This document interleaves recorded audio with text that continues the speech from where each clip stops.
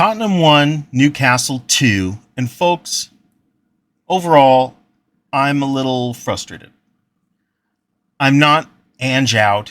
In fact, I'm very much Ange in, and I still believe in the team. And I'm not a doom and gloomer, so I'm not going to go down there. I'm not going to rehash the game because there are other fantastic channels that have done a fantastic job of breaking down everything from stats, plays, results, tactics, etc., like El Tel Cockerel, Talkin' Ball, the Irish Hotspur, ECILA, which is Alice Talks Footy's secondary channel, Spurs TTID, and so many others, that I'd rather just defer to those fantastic channels in favor of a short video that is going to be a minor rant about some mostly constructive opinions without simply bashing just for the sake of bashing. Bashing for the sake of bashing isn't really constructive, and while ranting can be good for the soul, I don't want to get lost in the weeds and go down a spiral. This is just one American's opinion, and I welcome any and all opposing opinions because I'm open and my mind can be changed. There are two topics that I want to discuss, and that is our captain and Ange. In my opinion, our captain, Heung-min Son, is no captain. He's just the most popular player. When I think of a team captain, I think of someone that rallies the team not just when things are going well, but even more so when the chips are down. Someone who finds a way to make things happen on the pitch, even when the rest of the team is completely stinking it up. Americans are stereotypically passionate. I'm very passionate. But I've seen so many instances where a coach's passion and drive to succeed from the sidelines translates to the team on the pitch and gives the team that needed push to do better. It's called leadership. I've not seen Heung-min Son be passionate on the field ever. He never runs up to the crowd, tries to get them cheering, never finds a way to make things happen when the team isn't playing well, or as we say in America, coming in clutch. He just does not epitomize what I would expect out of a team captain. He's simply the most popular player on the team. Unfortunately, Spurs are desperate for a great team captain. Why? Well, this is something I'll cover more in my next point, but I believe it's because Big Ange frequently, not always, but frequently chooses to remain silent on the sidelines and not lead and direct the team. When the players and the fans look over to Ange during games, what do they see but someone who is silent with his arms often crossed? I ask you, how often during matches do you see Ange just standing silent? For me, as a fan, it's frustrating. And maybe that's how he is, but it's still very frustrating.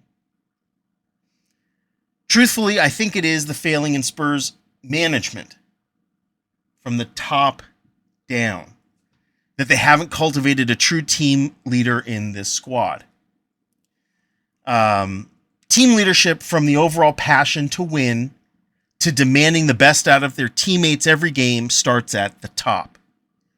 My coaches in American football demanded wins, demanded the best out of me and my team every single game. They would get in the players' faces. They would grab our face masks, draw us close, demanding we give them our all every single game. That passion and drive for success was infectious. You just wanted to succeed. And at that point, to prove to your coach, your teammates, to the spectators, but mostly to yourself, that you can make a difference in the game and that you can contribute positively. Okay, I've said my piece about Spurs' lack of a real team captain, in my opinion. Next, is the subject of Ange. Is he a manager or an apathetic dictator? Now, before you think that I'm going way off on a limb here, I just want to point out some differences between. And I want to preface that I choose to stand behind Big Ange. I do not want to see him get the sack in the middle of the season. I want to back him. I back him. I want to see him get backed when he needs, during the transfer windows, during the season. And I want him to get the backing that he needs to make the team successful. However, in my opinion, I have some serious concerns about his management style. Is Ange too stubborn for his and our own good? For the team's good? Does a high line, all-out attack play style for the entire game, every single game, make sense? Personally, I don't think so. In what context, if you can think of, just in general, in what context does one play style come hell or high water every single game ever succeed without some modifications, without some adaptation to the other team's play style? I've never witnessed a successful team in any sport play one way, one style, all game, every game. Again, not in any sport. Baseball, American football, football, basketball, in any sport. It doesn't make sense. To be honest, to me, it feels counterintuitive. I'm going to even go out on a limb and pose the question: if Ange remains completely inflexible in his management style, then is he even a manager? If it's so inflexible, it's the same thing day in and day out, couldn't we replace him with a programmed AI bot to simply dictate the high line, all-out attacking play style? It wouldn't even need a lot of programming. In fact, you could mimic Ange during the games by simply muting the bot. So that's me being kind of frustrated. But seriously, other teams will continue to rip Spurs' play style apart by allowing Spurs to have the majority of control of the ball, as we saw in the Newcastle game. And with the Spurs minority, with the other teams like Newcastle, with their minority control of the ball, they'll make the long crosses into our box, taking advantage of the high line defense, which forces our defenders to sprint way the hell backwards to hopefully catch the forwards, and then they'll score. They'll score goals. We see it. We hardly keep a clean sheet. It's a consequence of the play style, which I could buy into if I felt like there was more adaptation. When things aren't working, what do? We don't double down on one style. To me, double downing on pretty much anything is wrong. You have to be open-minded. You have to be willing to admit, hey, this didn't work right now, so we're going to change something. In everything, politics, family, friends, relationships, anything, you have to be adaptable. Because if you're not, and you're so inflexible, you're going to break. And that's my primary concern with Ange.